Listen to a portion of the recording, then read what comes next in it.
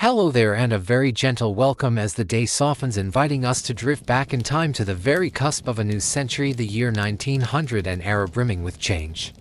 and the quiet unfolding of many new beginnings for hopeful people. Tonight, our thoughts will gently follow the imagined story of a small, determined group of souls, individuals who embarked on the profound journey of building entirely new lives from the ground up,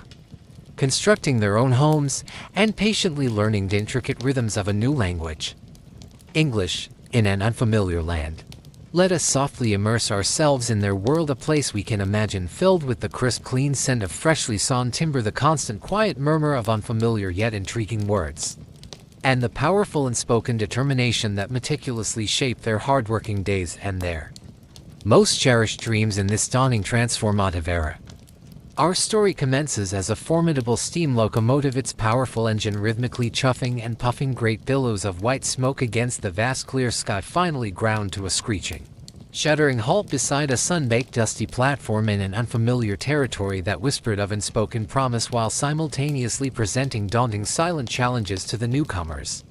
Stepping onto the strange, new soil with a mixture of hope and apprehension, families clutched their few, precious belongings tightly, their hearts a complex tapestry woven with threads of trepidation for the unknown and a resilient, unyielding hope for the better future they aimed to painstakingly build with their own dedicated hands. They were a wonderfully diverse assembly of individuals hailing from many different distant corners of the old world, brought together not by chance but by a deeply shared compelling dream of finding opportunity, peace, and a genuine fresh start in a place they would eventually come to cherish and call their home. The very air here felt different, carrying the distinct invigorating scent of pine trees and damp fertile earth, a stark and sometimes unsettling contrast to the bustling, crowded cities or the familiar well-trodden fields they had consciously chosen to leave so far behind them across the vast restless ocean. Their first few nights in this new land were spent in rudimentary makeshift shelters, perhaps a generously shared corner of a sturdy barn or within the canvas walls of hastily erected tents, the nocturnal sounds of chirping crickets and distant hooting owls serving as their unfamiliar, natural lullaby under a breathtaking canopy of brilliant diamond-like stars. Early communication amongst them was a fascinating evolving tapestry composed of expressive hand gestures, universally understood smiles, and the precious few common words they collectively knew. Each tentative interaction a small but significant step towards understanding one another and their strange new surroundings more deeply. The children, with their innate boundless curiosity and remarkable adaptability, were often the very first to successfully bridge the emerging linguistic gaps, their playful, uninhibited interactions forging initial bonds of friendship that their observant parents would soon follow with equally earnest and dedicated effort. Soon, the most pressing and primary task became abundantly clear to everyone: to construct proper homes, creating sturdy, reliable shelters against the inevitable encroachment of the changing seasons, sanctuaries where families could safely gather, find lasting comfort, and cultivate a profound sense of true belonging. They carefully selected a gently sloping piece of land near a clear, babbling stream, the earth appearing fertile and promising for cultivation. A location where the warm morning sun would generously greet them each day and bid them a peaceful farewell in the soft glow of the evening. With determined effort and the rhythmic swing of sharp, well-maintained axes wielded by strong, capable arms, great trees were carefully selected and felled, their resounding thuds echoing musically through the quiet valley. Each magnificent fallen giant representing not just timber but the profound promise of future warmth, enduring shelter, and vital security for an entire family. Logs were then meticulously measured, skillfully notched with practiced hands, and carefully hewn using traditional tools, experienced craftsmen shaping the raw, fragrant timber into the sturdy, foundational bones of future homes. Each joint a testament to their rapidly growing collaboration and shared purpose. The architectural style of these initial dwellings was refreshingly simple yet eminently practical, often resulting in charming log cabins or robust timber-frame houses, many featuring wide, welcoming porches perfect for sharing stories, observing the community, and watching the subtle changing light dance across the verdant landscape. Stones of various sizes were painstakingly gathered by young and old alike from the nearby creek bed and surrounding fields. then carefully and artfully arranged by knowledgeable hands to form solid and shakable foundations and comforting central hearths destined to become the very heart of every newly established dwelling. Women and older children played absolutely crucial, multifaceted roles in this construction process, diligently chinking the gaps between the substantial logs with a mixture of local mud and dried moss,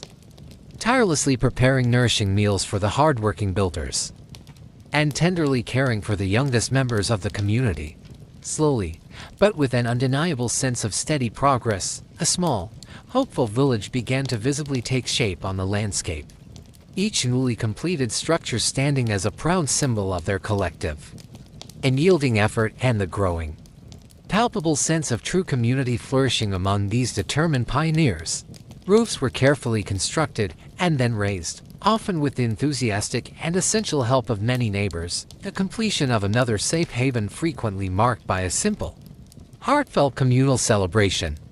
signifying another family securely settled under their own protective beams and rafters. Inside these nascent homes, simple yet functional furniture was ingeniously crafted from leftover pieces of wood, sturdy tables for shared meals, long benches for gatherings, and comfortable beds for restful nights, each handcrafted piece imbued with the pervasive spirit of resourcefulness, practicality, and genuine care. The distinct comforting scent of wood smoke from the newly built chimneys soon began to mingle pleasantly with the delicious enticing aroma of freshly baking bread, as humble kitchens quickly transformed into warm, inviting centers of bustling family life filled with the reassuring rhythm of familiar and comforting daily routines. Small garden plots were carefully laid out and diligently planted near each home, neat rows of diverse vegetables promising not only essential sustenance for the coming months, but also a vital grounding connection to the nurturing earth, a crucial part of their increasingly self-sufficient and wholesome lifestyle. They learned extensively from one another during this intense period, openly sharing valuable building techniques, practical knowledge of local materials and their uses, and ingenious solutions to common problems, their collective wisdom growing substantially with each new, unexpected challenge they successfully overcame together as a united group. The homes they built were not grand or ostentatious by any measure, but they were undeniably constructed with an abundance of love, unwavering resilience, and shared hope, each carefully driven nail and precisely placed beam representing a significant tangible step towards a more secure, stable, and promising future for all. Many evenings would find families contentedly gathered around their newly built, crackling fireplaces, the flickering, warm light casting playful, dancing shadows on the rough-hewn wooden walls, a profound and pervasive sense of hard-earned peace gently settling over them as night descended upon their burgeoning settlement. Alongside the demanding physical labor of constructing their shelters and establishing their farms, another equally important and intricate construction was diligently taking place: the gradual, persistent learning of English, the common, unifying tongue of this vast and promising new land they now inhabited. Initially, the English language presented itself as a bewildering and often frustrating jumble of entirely unfamiliar sounds and cadences, its individual words strange to their ears, and its complex grammar a perplexing, intricate puzzle that they knew they would have to patiently, diligently unravel piece by piece, day after laborious day. They listened with intense, focused concentration to the few established English speakers already among them or residing in nearby, more established settlements, earnestly trying to catch common phrases and meticulously mimic correct pronunciations with unwavering, dedicated concentration during every possible interaction. A kind, traveling merchant, who regularly passed through with his diverse wares and fascinating stories from the wider world, became an unintentional yet highly valued language teacher, his periodic visits providing precious opportunities to practice newly acquired words and understand the nuances of commercial transactions. The children, many of whom began attending a small, simply constructed one-room schoolhouse that had been quickly established by the forward-thinking community, often brought home new English words and useful phrases each afternoon, proudly and enthusiastically teaching their receptive and grateful parents. The dedicated schoolteacher, a gentle and patient woman named Miss Eleanor, skillfully guided her diverse group of young students through the intricacies of the English alphabet, the construction of simple yet meaningful sentences, and the profound enfolding joy of reading. captivating stories written in English. She resourcefully used illustrative picture cards, engaging storytelling, and effective repetitive drills to make the learning process an enjoyable and stimulating activity. Her humble classroom quickly becoming a vital beacon of essential knowledge and successful linguistic integration for all the young, eager minds. Many adults would thoughtfully gather in the quiet evenings, perhaps by the soft flickering glow of lamplight in one of the newly completed homes, generously sharing what little English they had managed to learn that day and bravely practicing tentative conversations with one another. A single shared, dog-eared English primer or a periodically borrowed, slightly worn newspaper became incredibly precious and sought-after resources. Pored over meticulously word by word in quiet moments, each newly understood vocabulary item celebrated as a small but significant personal victory. They focused on learning the most practical and essential phrases first, polite inquiries like "How much does this cost?" Common greetings such as "Good morning" and "Good day," vital courtesies like "Please" and "Thank you." Recognizing these as the fundamental building blocks for daily interaction and successful commerce. The unique cadence and inherent rhythm of the English language slowly began to feel more familiar and less alien to their ears. The initial overwhelming strangeness gradually giving way to a dawning encouraging understanding of its underlying grammatical patterns and distinctive melodic qualities. Mistakes in pronunciation and grammar were, of course, common and expected, often leading to moments of humorous misunderstanding or slight confusion. But these instances were consistently met with gentle patience and warm encouragement from others, fostering a wonderfully supportive and positive learning environment for everyone. They would frequently point to various common objects within their surroundings: a towering tree, a sturdy hammer, a freshly baked loaf of bread, and earnestly ask for the corresponding English word. Slowly but surely building their individual and collective lexicon, piece by valuable piece. Singing simple, catchy English songs, perhaps learned from the enthusiastic children returning from school or from a friendly, musically inclined neighbor, proved to be an enjoyable and effective method for improving pronunciation, understanding rhythm, and making the new language feel more accessible and less intimidating. Reading aloud, even if haltingly and with some difficulty at first, from any English text they could possibly find, be it a pamphlet, a label, or a discarded book, helped to powerfully solidify the crucial connection between the silent written word and its corresponding vibrant spoken form.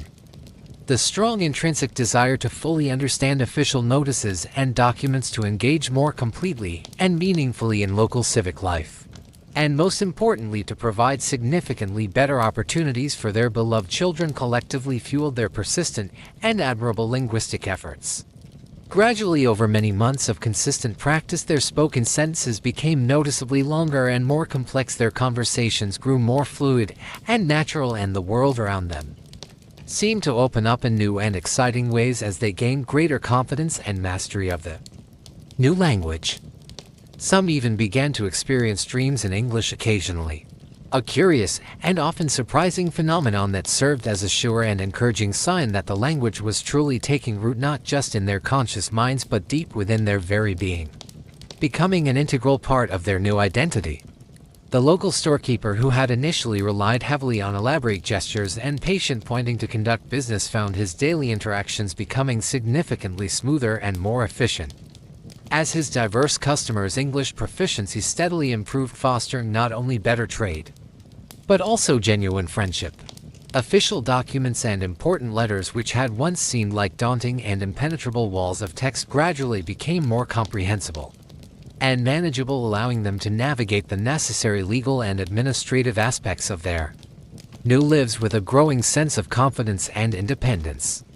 The profoundly shared collective experience of learning the English language also forged even deeper and more resilient bonds within the burgeoning community, as individuals consistently supported and encouraged each other through the inevitable frustrations and the celebrated triumphs inherent in the challenging process of language acquisition. Hello there, and welcome to our quiet little corner of time, as the world outside hushes and we prepare to drift into a gentler era, a time of simple efforts and heartfelt rewards.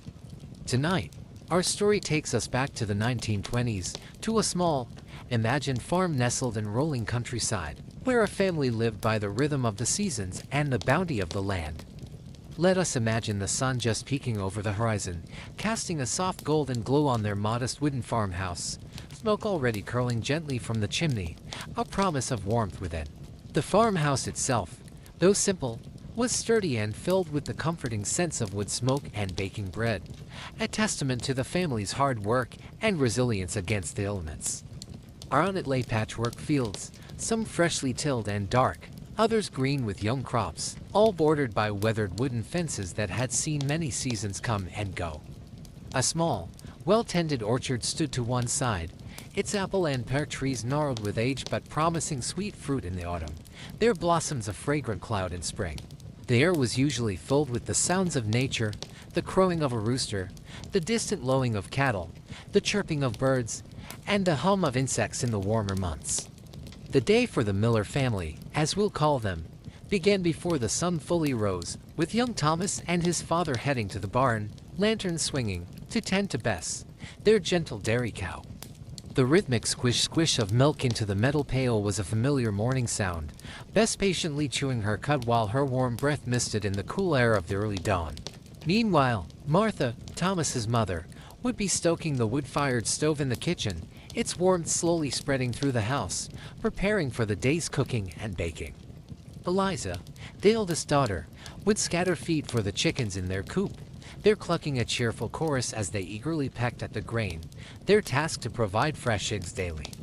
Once the milking was done, the warm, frothy milk was carefully carried back to the kitchen, some set aside for drinking, some for making butter or cheese later in the week. The collected eggs, still warm from the nests, were gathered in a wicker basket, their smooth shells a variety of pale browns and creams, a small treasure from their feathered friends. Breakfast was a hearty affair, perhaps porridge sweetened with a little honey from their own hives, fresh bread with homemade jam, and a cup of that morning's fresh milk.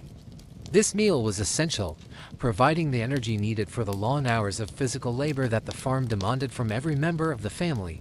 young and old alike. After breakfast, attention turned to the sprawling kitchen garden, a vibrant plot bursting with vegetables and herbs, meticulously planned and cared for by Martha and Eliza with great pride.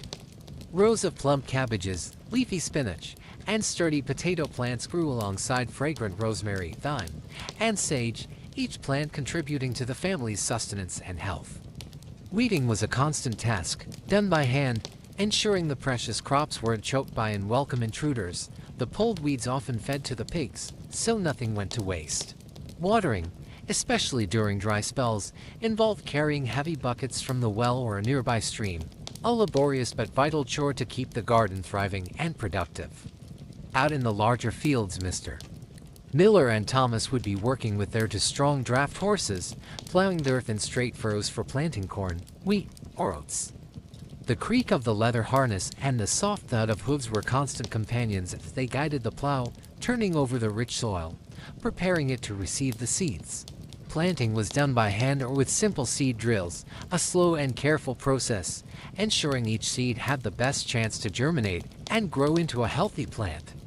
The changing seasons dictated the work. Spring was for planting, summer for tending and cultivating the growing crops, and autumn for the crucial period of harvesting the year's efforts.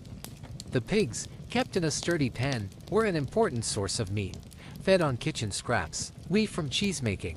and foraged acorns, growing fat and content under the family's care. A small flock of sheep might graze in a nearby pasture, providing wool for clothing and blankets, their gentle bleating adding to the farm's peaceful soundscape, their care a seasonal task.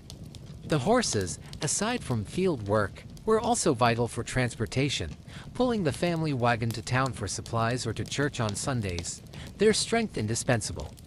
Ensuring all the animals had fresh water, clean bedding, and were safe from predators was a daily responsibility, a bond of care between humans and their livestock. Beyond the cultivated fields and garden, the family also looked to nature's larder, with the children often sent to forage for wild berries in the hedgerows during the summer months.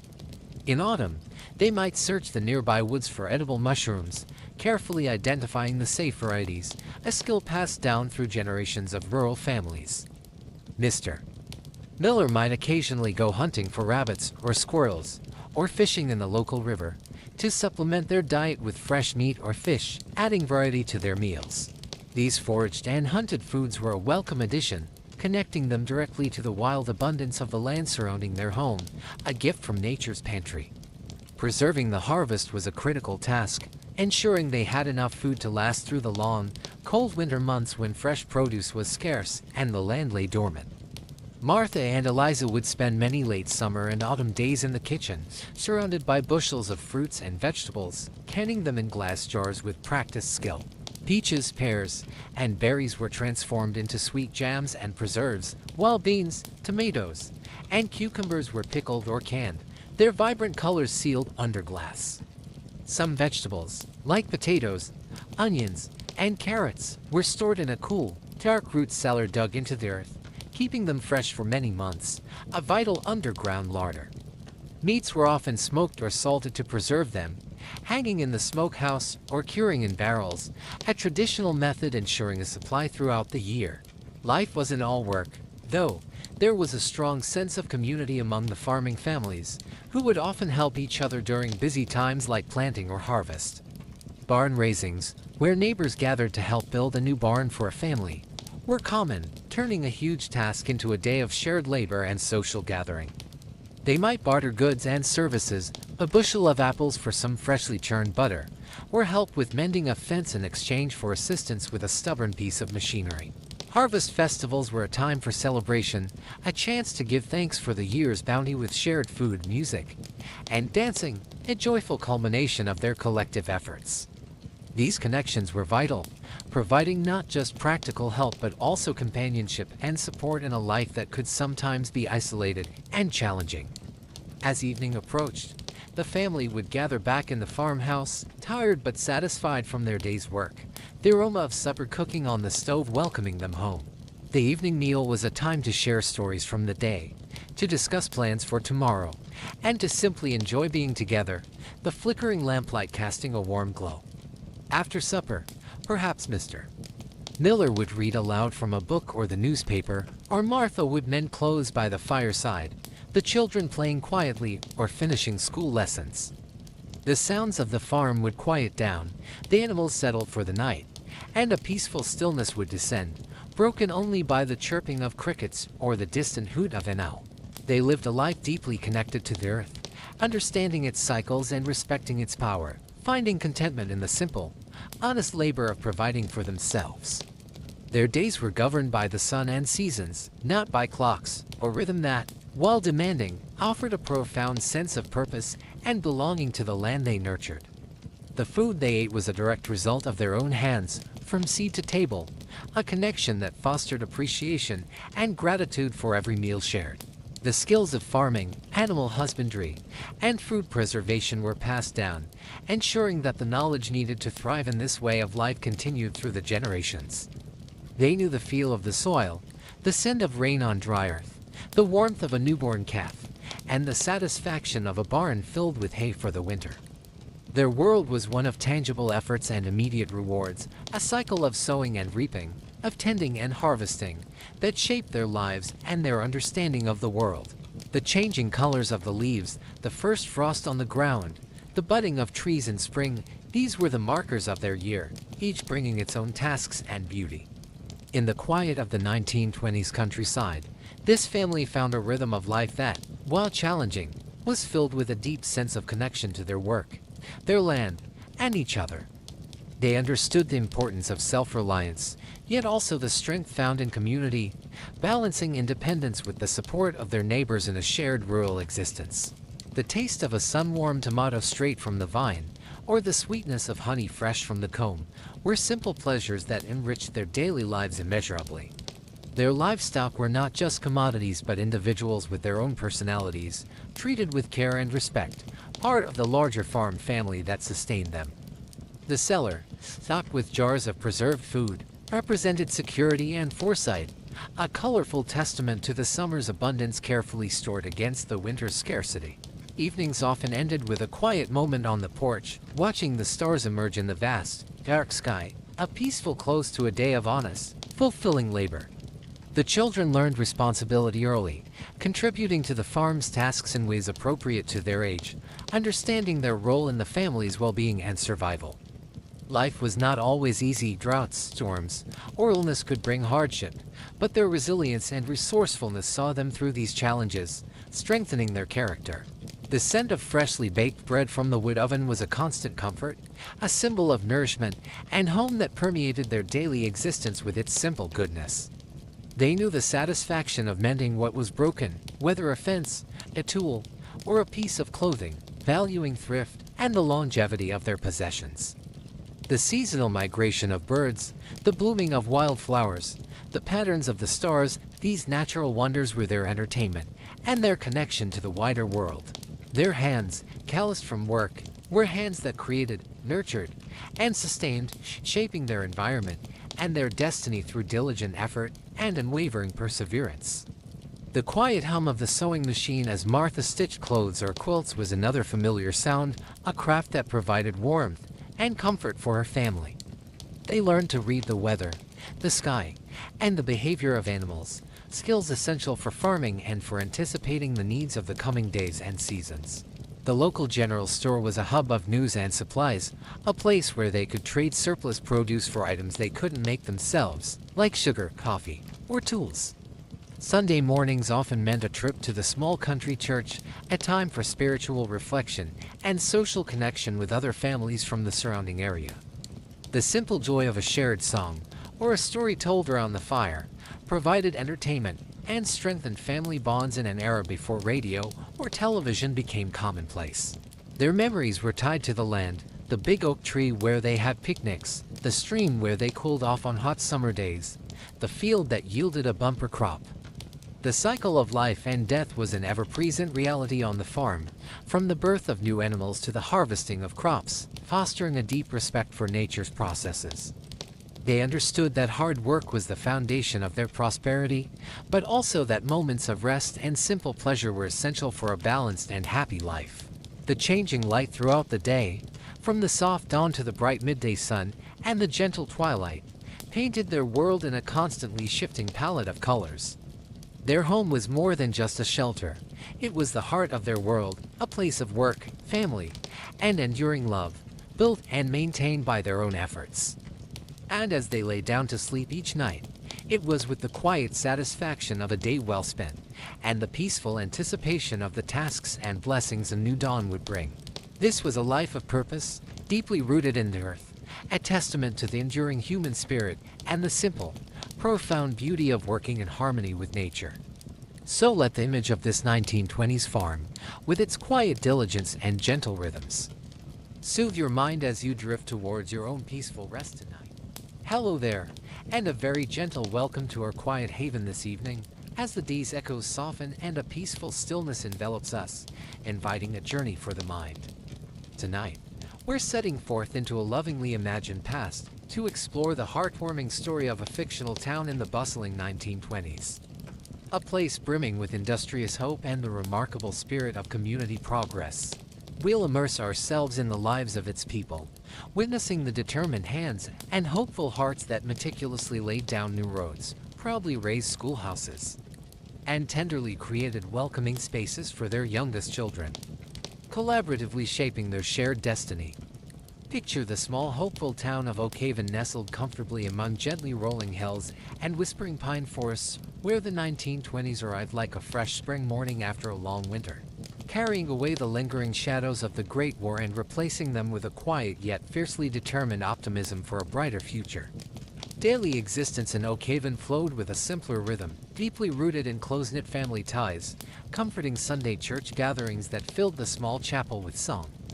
and lively interactions in the town square, the true heart of their community where local news and friendly gossip mingled pleasantly with the irresistible aroma of freshly baked sourdough bread drifting from Mrs. Gable's popular bakery window. Before the ambitious road projects commenced, travel beyond Oak Haven's immediate vicinity was a slow, arduous affair with horse-drawn wagons and the town's few sputtering early automobiles, frequently struggling along deeply rutted dirt tracks that turned to quagmires after even a moderate spring rain spell isolating the community. The arrival of mail carried by train to the nearest depot miles away and then by a dedicated cart driver named Silas was a significant weekly event, while the telephone, if a household was fortunate enough to possess one, was invariably a party line, its shared conversations and news becoming an integral part of Oakhaven's social fabric. Homes in Oakhaven were generally modest, sturdy wooden frame structures built with local timber, but many were now slowly experiencing the transformative marvel of electric lights, their steady glow replacing the flickering and certain dance of oil lamps and candles. A true and welcome sign of encroaching modern times and convenience. The townsfolk, individuals like young Thomas, who spent his evenings poring over engineering manuals by candlelight, and Martha, a passionate teacher with a clear and wavering vision for enriching the children's education, felt a powerful collective urge to tangibly improve Oakhaven, making it a better place for everyone to live and thrive. Their most significant shared dream was enhanced connectivity, a deeply felt understanding that well-constructed, reliable roads could link them more easily to neighboring towns, thereby facilitating the import of essential goods and allowing their valuable farm produce to reach much wider, more lucrative markets than before. Consequently, the town council, thoughtfully led by Mayor Thompson, a pragmatic man known for his calm demeanor, practical mind, and remarkably persuasive speaking voice, formally proposed the ambitious and challenging project of grading and paving the main thoroughfares leading into and out of Oakhaven, a decision met with widespread approval. The monumental undertaking began with meticulous land surveys, teams of men patiently walking the designated routes with heavy measuring chains and polished brass transits, carefully plotting the straightest, most geologically sensible paths for these new arteries that would soon pulse with the lifeblood of their growing town. Then commenced the physically demanding task of clearing the land. The crisp, rhythmic ring of axes echoed through the forests as mature trees were expertly felled, and the combined strength of many backs strained to move stubborn boulders, the ancient earth slowly, grudgingly yielding to their persistent, unified human will. In those days, Oakhaven possessed few pieces of heavy machinery, perhaps an old chugging steam tractor generously borrowed from a prosperous farmer on the town's outskirts. But the vast majority of the work relied on simple shovels, sharp picks, and sturdy wheelbarrows, all powered by sheer human effort and unwavering determination. Teams of powerful draft horses, their well-worn leather harnesses jingling a metallic rhythm, pulled heavy iron-bladed scrapers across the uneven ground. To level it, their drivers calling out steady words of encouragement as thick clouds of fine brown dust rose like a veil under the warm, relentless gaze of the summer sun. An endless stream of gravel was painstakingly hauled from the community's own small quarry located just beyond the creek, transported load by dusty back-breaking load-in wagons, then carefully spread by hand and meticulously raked by crews of workers to create a consistently firmer, more reliable surface than the unpredictable mud or choking dust they had endured for so long. The men involved in this foundational work toiled through incredibly long sun-up to sundown days, their muscles burning with fatigue, their hands becoming rough and calloused from the constant friction of tools, yet their spirits remained surprisingly buoyant,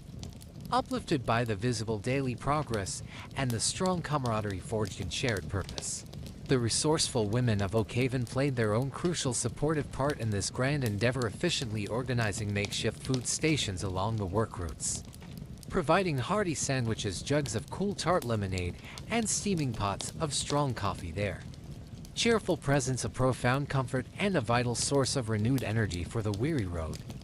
workers. Young children from the town, their chores temporarily forgotten, would often gather at a safe distance to watch in wide-eyed awe as distinct sections of smooth, packed gravel road miraculously emerged from the chaos of construction, a tangible, light-colored ribbon unfurling steadily through their familiar landscape, promising easier journeys for everyone.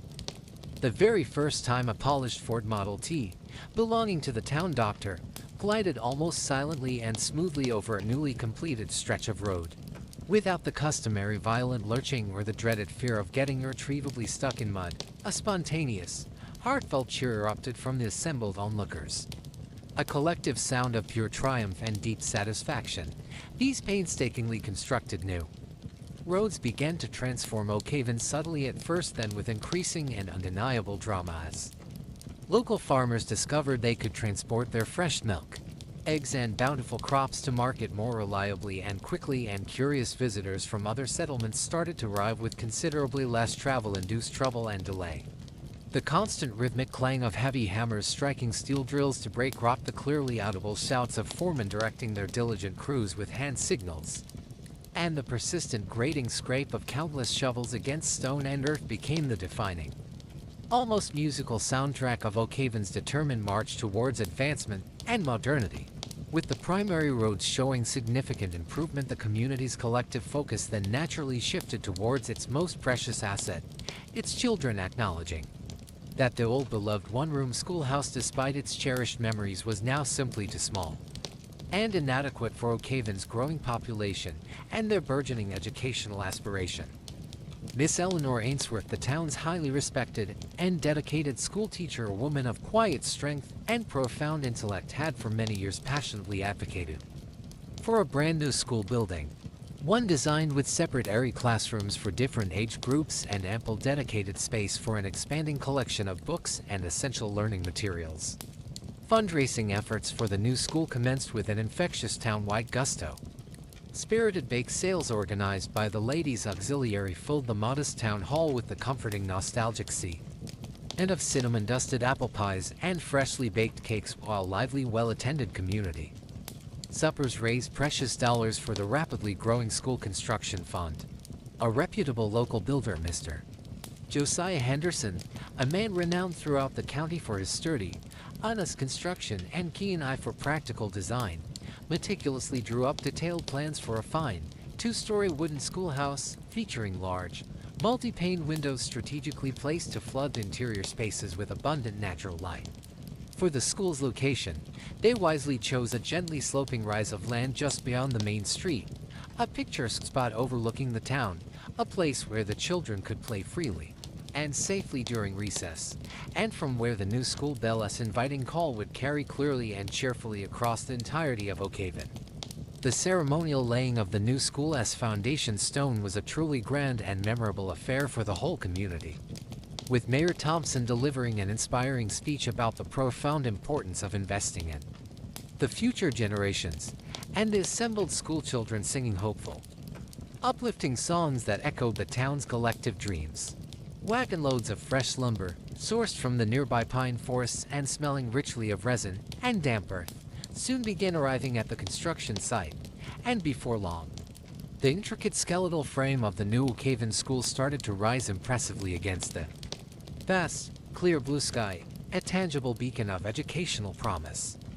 Skilled carpenters, their hammers falling with practiced precision, and their sharp saws whirring a busy tune, worked diligently alongside careful masons who expertly laid neat courses of red bricks for the sturdy chimney, each tradesman contributing their specialized, invaluable skill to the rapidly progressing collective effort of building the new schoolhouse. Enthusiastic volunteers from all walks of Oakhaven life, both young men eager for experience and older gentlemen offering their wisdom, joined in for less skilled but equally important tasks, such as meticulously painting the clapboard siding a cheerful, welcoming white, and carefully helping to install the numerous window panes that would soon reflect the children's bright, eager faces. The children of Oakhaven themselves, on their daily trek to and from the cramped confines of the old school, would often pause their games and chatter to silently watch the fascinating construction process, their eyes wide with a mixture of curiosity and palpable anticipation for their spacious new place of learning and discovery. Inside the nearly completed building, the distinct, clean scent of fresh paint and newly sawn pine wood mingled pleasantly in the air, as rows of shiny, new wooden desks, each with an inkwell holder, were carefully arranged in neat, orderly rows, and large, smooth blackboards were securely mounted on the freshly plastered classroom walls. Miss Eleanor, working diligently with a small committee of equally dedicated mothers, spent many evenings carefully selecting new textbooks filled with fascinating facts and enthralling storybooks brimming with adventures, dreaming of the vast worlds of knowledge and imagination they would soon unlock for her eager and deserving students. The momentous day, the gleaming polished brass bell was carefully hoisted by ropes and pulleys into the newly constructed belfry atop the school, its shiny surface catching and reflecting the bright afternoon sun. It seemed as if the entire town of Oakhaven collectively held its breath awaiting its significant inaugural chime with shared excitement. And when that bell finally rang out, its tone clear, strong, and wonderfully resonant, it wasn't merely calling children to their lessons. It was powerfully heralding a brand new era of expanded educational opportunity and intellectual growth for the entire community of Oak Haven, a sound that promised a brighter future. The impressive new school building quickly became much more than just a place for daytime lessons in reading, writing, and arithmetic. Its spacious main hall soon hosted important town meetings, practical evening classes for interested adults, and wonderfully festive holiday concerts that brought joy and entertainment for everyone in Oak Haven to enjoy together. A sturdy, whitewashed picket fence was constructed around the expansive schoolyard, clearly defining its boundaries, and soon after, a brand new swing set, a thrilling seesaw, and a challenging set of monkey bars were lovingly installed. They're simple, timeless joys destined to echo with the exuberant laughter of Oak Haven's happy and active children for many years. The official dedication ceremony for the Oak Haven School was an exceptionally proud and sunny day, marked by the cheerful waving of small flags, a series of heartfelt speeches from community leaders, and a deeply palpable sense of collective achievement that was warmly shared by every single resident, young and old, of the close-knit town. Yet Oak Haven's ambitious vision for community improvement didn't conclude with the school. A proactive group of forward-thinking women thoughtfully led by Sarah Miller, a bright young mother with two small children of her own, clearly saw and articulated the pressing need for a dedicated kindergarten for the town's littlest ones. These insightful women persuasively argued that a specially designed space for early childhood learning and structured play would significantly benefit Oak Haven as preschool children, fostering crucial early development, and would also provide invaluable support to local families, particularly those households where mothers contributed to the family income or managed farms. The very concept of a kindergarten, a German term meaning children's garden, dedicated to nurturing young minds through play and gentle instruction, was still quite a novel and progressive idea in many rural places during the 1920s. But Oak Haven, still glowing with its recent successes, embraced this forward-looking notion with characteristic warmth and enthusiasm. A large sun-drenched room on the ground floor of the newly built school, conveniently situated with its own separate entrance, was promptly designated for the kindergarten. Its wide windows looking out onto a small, safely enclosed garden area specifically designed for outdoor activities and secure imaginative play for the young children. Dedicated teams of volunteers armed with paintbrushes and cheerful optimism adorn the kindergarten walls in bright, uplifting shades of canary yellow and sky blue, while other nimble fingers meticulously sewed colorful patterned curtains and soft, comfortable cushions, collectively creating an undeniably welcoming, cozy, and stimulating atmosphere for the children. Small, sturdy wooden tables and perfectly sized chairs, all thoughtfully crafted to suit little bodies by Oak Haven's skilled town carpenter Mr. Davies, were arranged in the room, and newly built shelves were quickly filled with an array of donated picture book sets of smooth wooden building blocks and simple, engaging puzzles. Sarah Miller, who had diligently read several pamphlets and books about the innovative Froebel kindergarten methods, collaborated closely with the experienced Miss Eleanor to carefully plan a diverse range of age-appropriate activities, lively singing games, captivating storytelling sessions, short exploratory nature walks around the school grounds, and creative crafts using colored paper, blunt scissors, and sticky paste. The joy of preparation was truly infectious as the women gathered soft handmade rag dolls with yarn hair, charmingly painted wooden animals on tiny wheels, and collections of smooth, interesting stones and brightly colored autumn leaves for the children to touch, explore, sort, and learn from in their new special space. Before long, the happy, unrestrained sounds of young children's voices, enthusiastically singing simple, repetitive songs and chattering with pure, unadulterated delight as they played together, began to drift pleasantly from the open windows of the kindergarten room. A heartwarming testament to the community's deep care and foresight for its youngest members, this wonderful new kindergarten quickly provided a safe, consistently stimulating, and carefully structured environment where Oak Haven's youngest citizens could happily learn crucial social skills like sharing and cooperation, freely develop their innate creativity through art and play, and gently prepare themselves for the more formal schooling that lay ahead of them. It also offered a significant measure of relief and practical support to many busy mothers in Oak Haven, providing them with the profound peace of mind that came from knowing their precious little ones were in a genuinely nurturing and enriching place, learning and growing under the watchful, kind, and experienced eyes of dedicated caregivers. The vibrant, colorful drawings and delightfully imaginative paintings created by the tiny, sometimes messy hands in the kindergarten were proudly and prominently displayed on the classroom walls and in the hallway, bringing genuine smiles to all who saw them, serving as a vivid and heartwarming symbol of blossoming youthful potential and creativity. Story time swiftly became a cherished daily ritual within the kindergarten, with all the children gathered attentively on a large, brightly colored rag rug, their innocent eyes wide with rapt wonder and excitement as enchanting tales of talking animals, brave knights, and faraway magical lands unfolded captivatingly before them.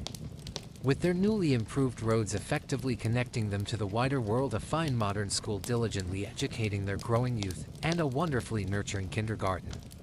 fostering the development of their energetic toddlers. The residents of Oak Haven felt their town had been truly and profoundly transformed by their remarkable collective efforts and shared vision. The town square, always the social hub, now buzzed with even more vibrant activity and commerce, as farmers from the surrounding countryside could bring their fresh goods to market more easily and rally ably, and families felt a deeper, more tangible connection to their prospering, well-equipped, and forward-thinking community. There was an almost tangible, pervasive sense of immense pride throughout Oak Haven, a pride rooted not just in the impressive physical structures they had successfully built together, but even more so in the significantly strengthened bonds of close cooperation, mutual respect, and deeply satisfying shared achievement that the process had fostered. The familiar daily rhythm of life in Oak Haven had subtly yet undeniably shifted for the better. Journeys to neighboring towns were now quicker and far less arduous. School days were demonstrably richer and more engaging for the students, and the innocent, joyful laughter of its youngest members echoed more brightly and frequently throughout the town.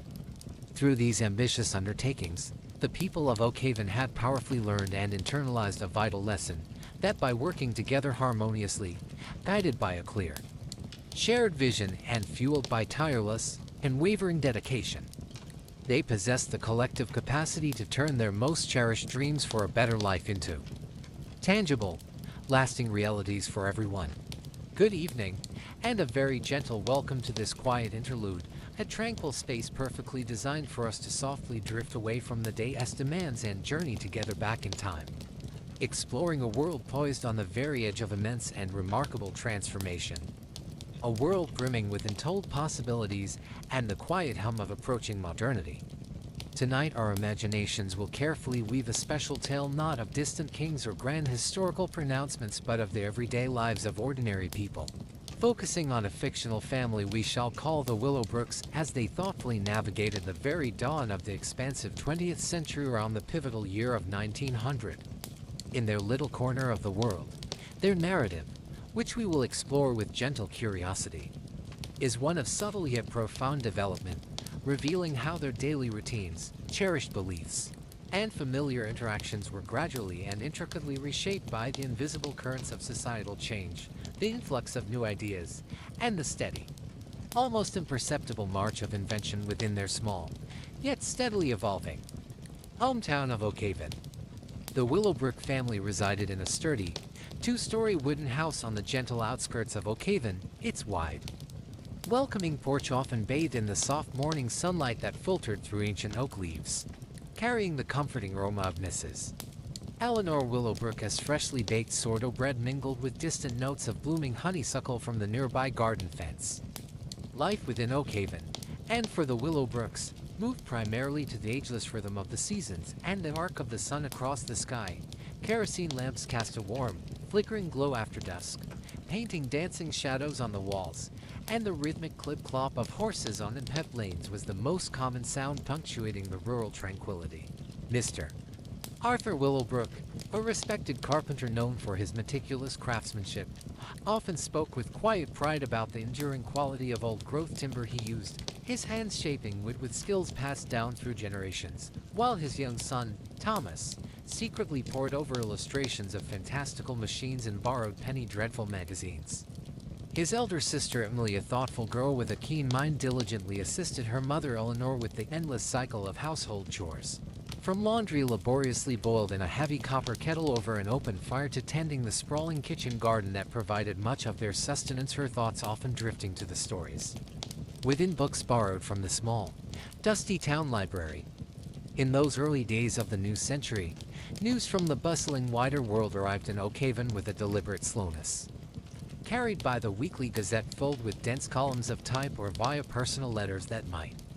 take many days, sometimes even weeks, to traverse the miles, making distant political upheavals and grand discoveries feel almost like fables from another realm. The heart of Oakhaven was its town square, a place where farmers gathered on market days, their voices a low hum beneath the shade of the old elm, and where important notices were posted outside the general store, serving as the community's central hub for commerce, gossip, and shared experiences under the vast open sky. Mrs. Willowbrook managed her household with a quiet efficiency, her days filled with preserving fruits from their orchard, mending clothes by the soft light of the window, and ensuring a warm meal was always ready, her skills forming the comforting backbone of their family life and providing a haven of stability. Young Thomas, even before his fascination with mechanics truly blossomed, showed an early aptitude for understanding how things worked, often found disassembling old clocks or broken farm implements, his brow furrowed in concentration as he tried to coax life back into them, much to his father's amusement and occasional exasperation. Emily, meanwhile, found solace and adventure in the pages of her books, dreaming of worlds beyond Oakhaven's familiar boundaries, her imagination fired by tales of brave heroines and distant lands, nurturing a quiet yearning for knowledge and a future that might extend beyond traditional expectations for young women of her time. Then, one crisp autumn afternoon, a most peculiar, sputtering, and rather noisy contraption, one of the very first automobiles seen in the region, had chugged laboriously down Oakhaven's main street, scattering chickens in a flurry of feathers and leaving a trail of bewildered onlookers, their faces a mixture of awe, amusement, and distinct apprehension. Old Man Hemlock, the town's most vocal traditionalist, promptly declared the horseless carriage a devil's invention bound to bring nothing but trouble and disrupt the peace. But young Thomas Willowbrook's eyes shone with an almost feverish, uncontainable excitement, recognizing in its clanking progress a thrilling glimpse of a future he desperately yearned to understand and be part of. Not long after this startling vehicular debut, persistent whispers and rumors eventually solidified into tangible reality as the first telephone line was painstakingly strung by workmen on tall new poles, connecting the mayor's office and Dr. Albright's surgery, a slender wire that seemed to magically shrink the perceived distances within their small world. Mrs. Willowbrook initially found the very idea of the telephone, with its disembodied voices and sudden ringing, an unnerving and somewhat impersonal intrusion into the home, much preferring the familiar comfort of a carefully handwritten note delivered by hand or a leisurely face-to-face chat over the garden fence with her dear neighbor Mrs. Gable. Emily, however, with her forward-looking perspective, immediately grasped the incredible possibilities the telephone offered: the instant connection across miles, the rapid sharing of urgent news, and perhaps even the whispered exchange of confidences,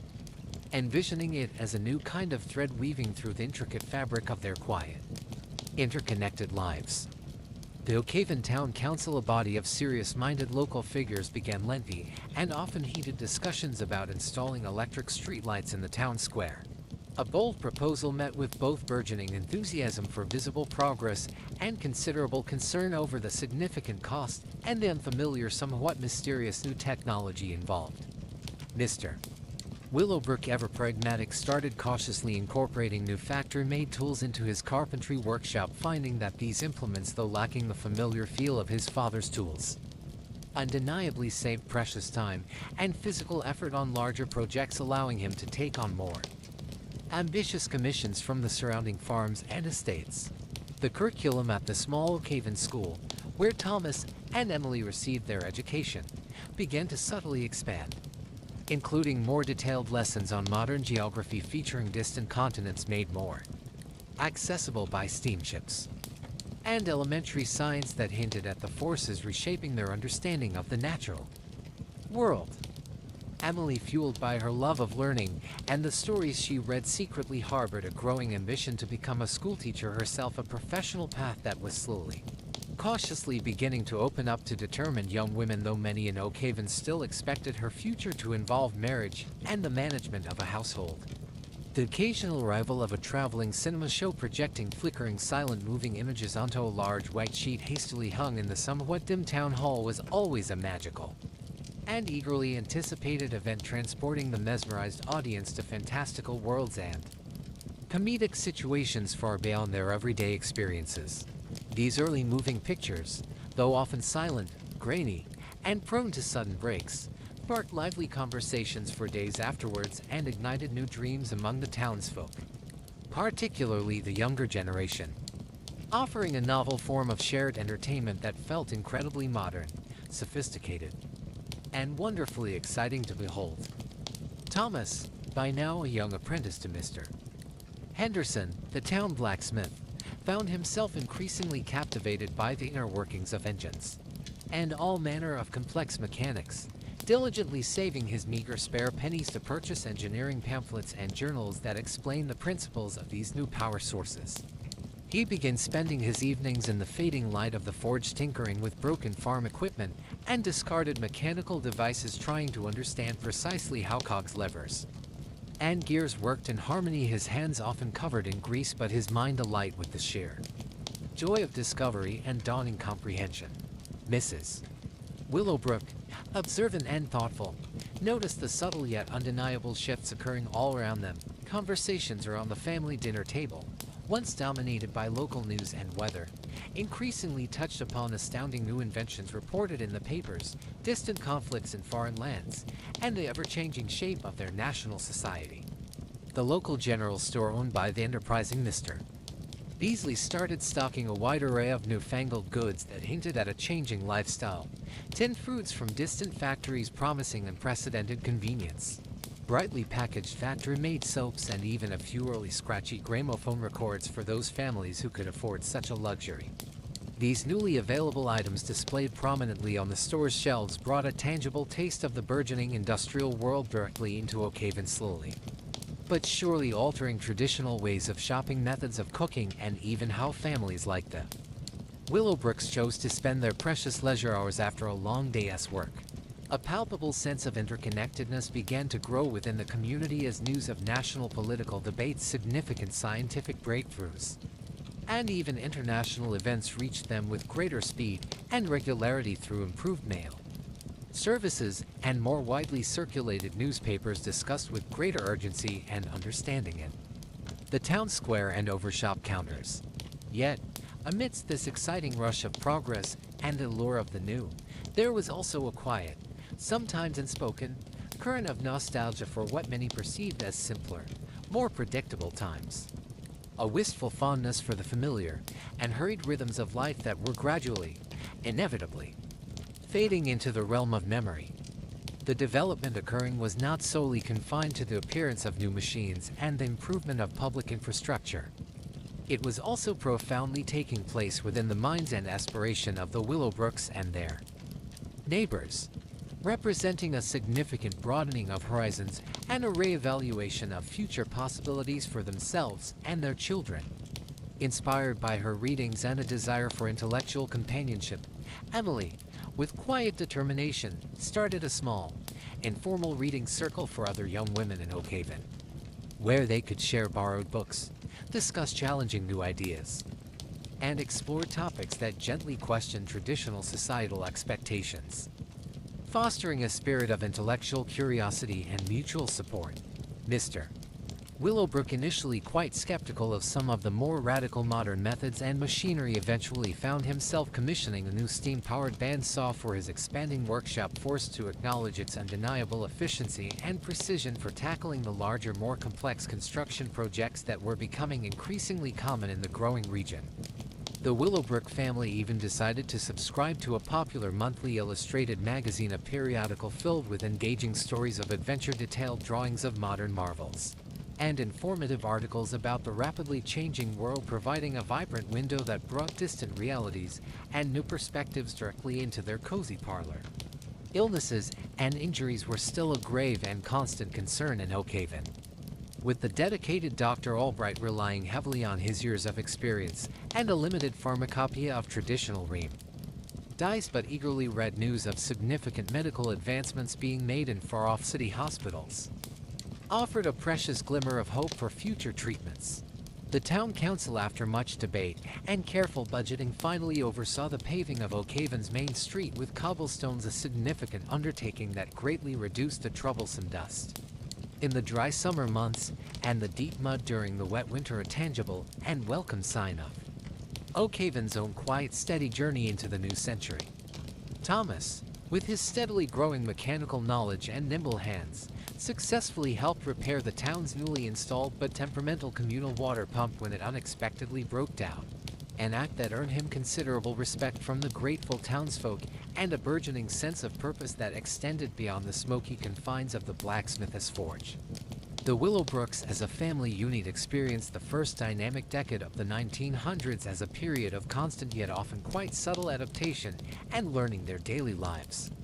becoming an intricate blend of cherished old traditions handed down through generations and the exciting, sometimes unsettling new possibilities offered by modernity. They learned to navigate the inherent anxieties that often accompanied such rapid and widespread change, finding immense strength in their close family bonds, the unwavering support of their neighbors, and the enduring, resilient spirit that characterized their close-knit rural community, facing uncertainties together with quiet courage. This ongoing development was clearly evident in their increasing resilience, their enhanced capacity to learn and absorb new information, their willingness to question old assumptions when necessary, and their ability to thoughtfully embrace new ways of doing things while still cherishing the core values that anchored their existence and identity. As the years of that first decade gently and almost imperceptibly unspooled, the world of their own childhood, with its familiar certainties and slower pace, seemed to gradually recede into a softer, more distant memory, replaced by a present that was undeniably more complex, significantly faster paced, yet filled with an undeniable sense of wonder and anticipation. Emily, true to her aspiration and encouraged by her parents' quiet pride, eventually did pursue further study, bravely traveling to a larger, bustling nearby city to attend a reputable teacher's training college. A bold and unconventional step for a young woman from Oakhaven at that time, supported with a mixture of parental pride and natural apprehension. Thomas, his early passion for engines now a marketable skill, found promising employment with a fledgling local company that specialized in servicing the few but increasing number of automobiles that were beginning to appear more regularly on the dusty country roads surrounding Oakhaven, his future intertwined with this new technology. The Willowbrook home itself, the steadfast heart of their family, saw its own incremental changes, reflecting the times, perhaps the proud acquisition of a new, efficient icebox for better food preservation during the warm summer months, or even eventually the momentous installation of a single bare electric light bulb in the kitchen, a true marvel. Each small, seemingly minor alteration in their routine, every new skill diligently learned and mastered, each subtly brought in perspective gained through experience or reading, was like another fine thread woven into the intricate and ever-expanding tapestry of their collective development, a quiet, personal evolution witnessed by the turning of the century. They would often look back on the turn of that century, the year 1900, not merely as a specific date on a calendar, but as a significant, almost tangible threshold they had collectively crossed, carrying with them cherished memories of a simpler, perhaps more innocent time, yet simultaneously embracing the unfolding promise of the future. The development they experienced was also deeply rooted in their growing understanding of a much larger, more interconnected world. A world that was becoming increasingly accessible and comprehensible through the rapid advancements in transportation, communication technologies, and the wider dissemination of information via print and pictures. Their children, and indeed their children's children in generations yet to come, would undoubtedly inherit a world vastly different from the Oakhhaven of their youth. A world built upon the very foundations of the myriad changes the Willowbrook family had navigated. With such quiet courage, adaptability, and enduring grace. The gentle, almost tentative hum of progress, which had once been a distant, barely audible whisper on the horizon of their lives, had gradually transformed into the familiar, pervasive soundtrack of their daily existence in Oakhhaven. A constant reminder of their adaptability and the enduring, optimistic spirit of human endeavor. And so the fictional Willowbrook family of Oakhhaven, much like countless real families scattered across the land during that transformative era, developed not through grand, sweeping pronouncements or dramatic upheavals, but through the steady day-by-day accumulation of everyday experiences, choices, and adaptations in a world that was profoundly transforming right before their very eyes.